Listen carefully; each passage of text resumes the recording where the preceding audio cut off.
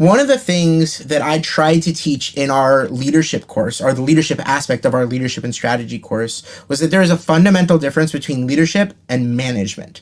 These may go hand in hand, but really you got leaders and you've got managers, and sometimes someone who's a leader is not a great manager, and someone who's a phenomenal manager is a sucky leader. I'm wondering how you've experienced that in your own work life, and whether or not you see a need for sort of like a room for people who are leaders but not going to be great managers to sort of have their role, maybe even move up in their roles and get more, I don't want to call them benefits, but more recognition from the company for that role of being a leader without necessarily moving up in management. So Yeah. how's that played out for you?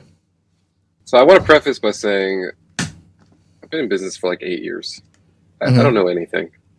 I am so early on this journey that I don't want to pretend I have all the answers. I promise I don't. There's stuff that I figure out every day and stuff that I screw up every day. And, I don't, nobody listening to this should take it as gospel. It's just one guy's opinion on Hey, on the journey. I've been doing this for like a while in terms of like teaching, and I'm not the book in any way, shape, or form. I can agree with you on that wholeheartedly.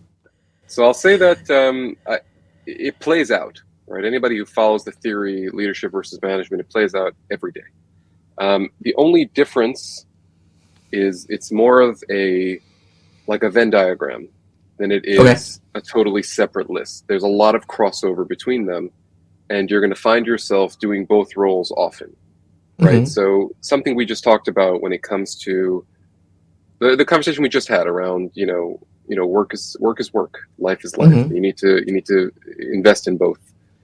That's more of a leadership type conversation. That's showing empathy, right? That's trying to motivate people. That's clear communication with them. That's really trying to be more of a leader. Management might come 5 seconds after that, where you say, and since we just had that topic, why don't you go ahead and open your calendar? We'll take a look at all the meetings you've got. Let's see if we can't clear some time out of your calendar so you can get home earlier. That's more management. Right. So there's definitely a clear delineation, and it's something that I haven't gotten close to mastering either one, but I do certainly feel sometimes when I'm in one mode or the other for too long, right? When I'm all in the leadership mode and I'm all about conflict resolution and setting targets and motivating people, and then I start to feel disconnected from the ground. I start to forget what am I about? What are my people actually doing in the day to day? What are the struggles they're having? What are the I need to go listen to some calls with customers, and I need to go actually reconnect myself to the reality, because I feel like I'm sort of floating up here and I'm doing leadership work. Then when I get too far into management, I get too far into the numbers, and I get too far into being. Are people hitting their KPIs? Are their objectives getting hit? Yeah, which is also leadership. But when I get when I get too far into like, okay, why did you miss this number? Right? We had a goal for today and you missed it. Or why is this process broken? And why isn't that information making it through those systems? When I get too deep into that, I start to feel like my team is slipping, right? Like there isn't somebody steering the ship anymore. Mm-hmm. And so it's definitely sort of a dance. When it comes to specific people and their potential, it's a prevalent and difficult challenge that's always there, is where you have what you would call individual contributors. Mm-hmm. And they want to move up in the organization, and it's very clear to you that they should not be managing people. Okay. And so, and many people think that the only path up is to be a people manager, right? Happens to be my CTO doesn't manage anybody. His specific mandate is that he doesn't want to manage any people. He wants to run the technology of the business and evangelize the technology of the business. He doesn't want to manage people. But there's only one CTO. So what do you do with everybody else? And so, first of all, within customer success, there's a lot of different, call them tiers. We call them tiers. So, you would start off working with sort of the lower tier customers, right? The ones that are simpler, and the ones that, there's less responsibility, or maybe If we lose one of those customers, the impact to the business is less. Mm-hmm. And you can move your way up until you typically hit what's called enterprise, which is when you're working with your Amazons and your Microsofts and your Dells and the big guns of the world, and that is a promotion, right? You'll get a title, you'll get more responsibility, your impact on the business, grows exponentially. You'll be consulted more on decisions that the business makes, because if the business makes a decision that affects our $1 million customer, you need to know about it, right? So would you say, I have a question that comes out of that. Would you say that those people are also the people who you kind of expect those lower tier people to say, "Hey, I need some guidance. Can you mentor me for a little bit here? I'm floundering." Or would you say to them, "Hey, I want you to mentor this person. I think they are good. They'll be able to move up, but they need that little bit of help." Are you using them in that way? Yeah.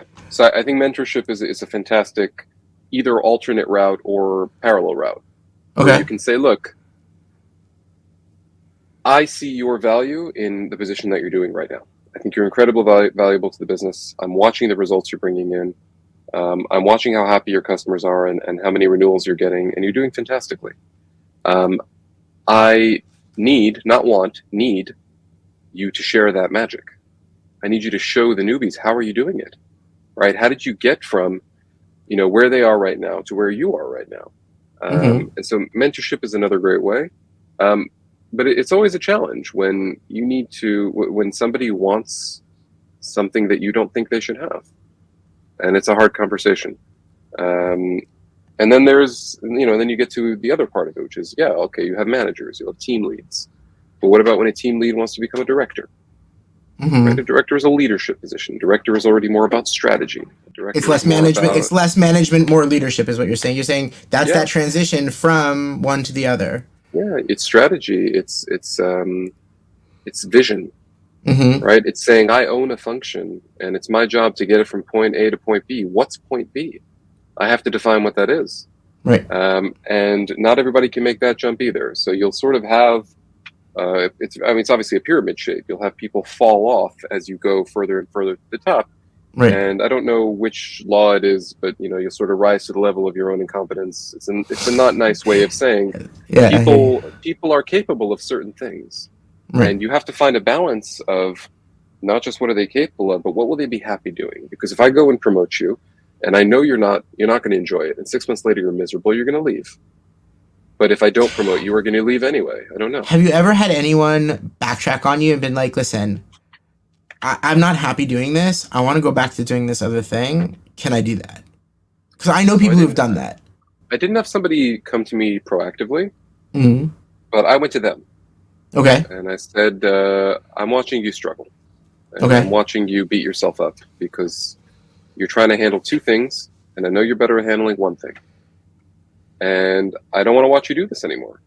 I'd like to propose a change. And we did it, it's not something you want to do in a conference room. We took a walk together, got some lunch, I had a chat about it, and they were open to it and receptive, and it wound up working out very well. Long term, I don't know, but in the short term, they wound up saying to me, "You know what, I really have been unhappy. I really have sort of been wondering, is this even an option for me?"